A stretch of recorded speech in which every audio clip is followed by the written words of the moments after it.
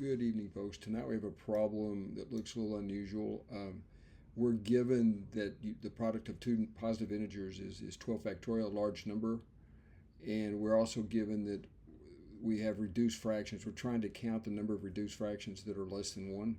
Now, another way of stating this, some of you may have seen in the competitions, this means the HCF, or the GCD, which is the greatest common divisor, this is the symbology for that. Okay, this says that A and B share no factors other than 1. Okay, so you see it written this way. Sometimes they just completely drop the GCD prefix or the HCF prefix. HCF again stands for highest common factor, but that's the meaning of reduced right here. That's the meaning of reduced.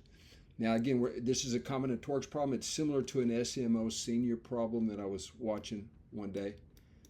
SMO, the Singapore Math Olympiads. This, I think, in recent 2026 probably. Okay, and I think it was the senior section. Okay, now it takes some time to do this computation here. That 2 to the 9th, 3 to the 5th, 5 squared times 7 times 11 is the prime factorization of 12 factorial. That's rather time consuming, but it's not too hard. As usual, 2 comes up the most, 3 comes up, So this does take some time, and it is a requirement, as you'll note. And one thing to point out real quickly is that notice we have a couple of prime factors with exponents of 1. In other words, they appear just once. That implies that AB can't be a perfect square. Okay, let me put not equals. There's no positive integer such that this could be true, right? Because that would indicate that all of these guys would have to have even exponents. And look, you have an odd exponent here, an odd exponent here, and an odd exponent here. And that's a necessary and sufficient condition for a perfect square, is that the exponents have to be even numbers, multiples of 2, okay? And it turns out to be important here that, in other words, this is not equal to k squared, so that implies that A does not equal to B. A can't equal to B given these initial conditions, all right? So let's get busy here. And I do want to show you a couple of simple examples here that meet the criterion. In the name of not having to write too much, I'm going to just call this part right here star, okay? One of the fractions that would meet the condition right off is just 1 over star, right? And I can't write it AB, right? Okay, because we're assuming that, it has to be written as 1 over star here, okay? Now, and that is definitely less than 1, right?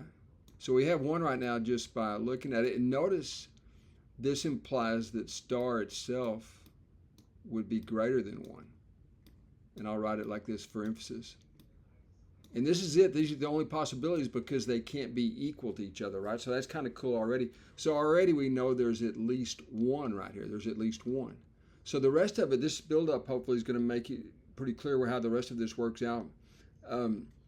Other possibilities are having exactly 1 of the prime powers. You have to have the entire prime power either in the numerator or the denominator by the HCF requirement, okay? Now notice that there's 5 ways you can place a distinct prime power here, right? And that can be written as 5 choose 1. 5 choose 1. It's a combinatorics result. That's the binomial coefficient there. And of course, right here you have its reciprocal does not satisfy the requirement. So you see, we have 5 of each, right? 5 choose 1 is equal to 5 choose 4 by the symmetry of the binomial coefficients.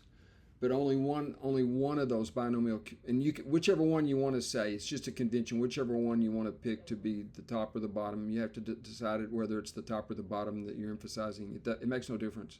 But what we do know right now is we can add another 5 just from this part right here. We have another 5 that meet the condition, right? We already know there's 1, this guy up here. Now you got 5, so there's a total of 6 right now. Okay, there's a total of 6 at this point. Now, also we get to this point right here where we have this statement. It's very, very similar to the above, except we're picking 2 distinct prime powers to go in the numerator and the remaining 3 to go in the denominator. So this turns out to be less than 1, and this is, you may need to compute this to be certain about this. You can check it if you want to, but I have checked it. So this is equal to also satisfies the requirements, and there's 10 of these guys, right? And notice it's kind of cool. You got the binomial coefficient symmetry working here, right? Okay.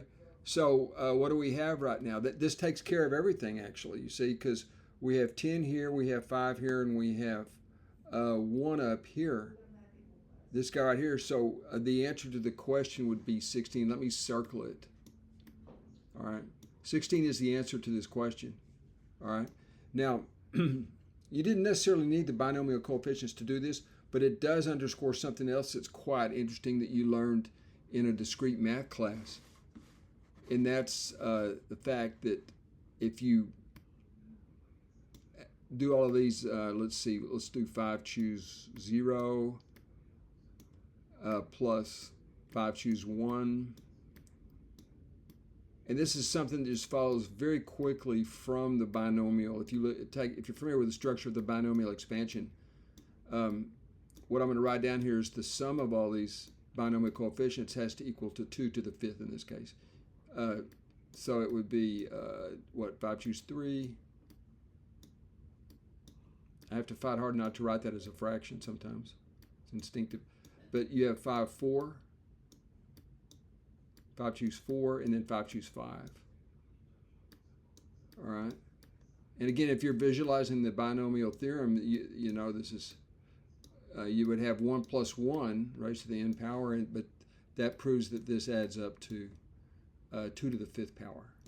And in general, if it's n, choose r, it would be 2 to the n. Okay.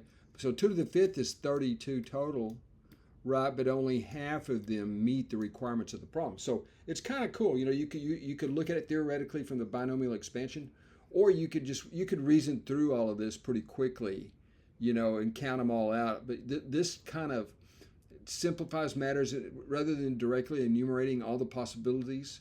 You'd have to write down all 10 of these if you weren't familiar with the binomial expansion and how those coefficients actually count unordered selections. Okay. So anyway, that's it for that problem, folks. Let me know what you thought.